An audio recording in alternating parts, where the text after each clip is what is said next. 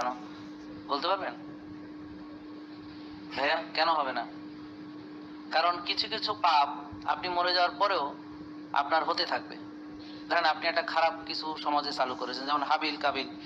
তো কাবিল খুন করেছে, প্রতিটা খুনের একটা পার্সেন্টেজ, এই পৃথিবী যতদিন খুন হবে ও এটার একটা হিস্সা পাবে, কমিশন। কমিশন বললে ভালো বুঝবেন আর কি, বুঝলেন এই কথা? একটা পার্সেন্টেজ কমিশন পাবে। তার মানে এখন যদি কাবিলের বিচার করা হয়, অবিচার হবে, কারণ ওর আরো কিছু পাপ বাকি আছে, পৃথিবী ধ্বংস হওয়ার আগ পর্যন্ত তার পাপ চলবে।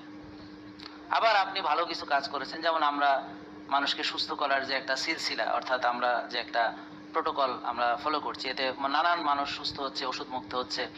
এটা যত দিন চালু থাকবে, আমি চলে গেলাম, এরপরে যত জেনারেশন চালু থাকবে, তত জেনারেশন ধরে আমরা এটা ইনশাল্লাহ, তা আমি মরে গেলেও তো পাওয়ার সম্ভাবনা আছে। কি কন ভাই?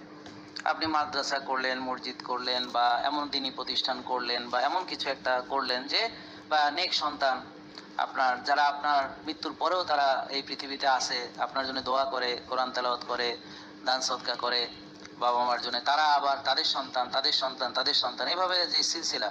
তার মানে আপনি এমন কিছু করতে পারেন যেটার সিলসিলা আপনার মৃত্যুর পরেও জারি থাকতে পারে, এমনকি কিয়ামত পর্যন্ত।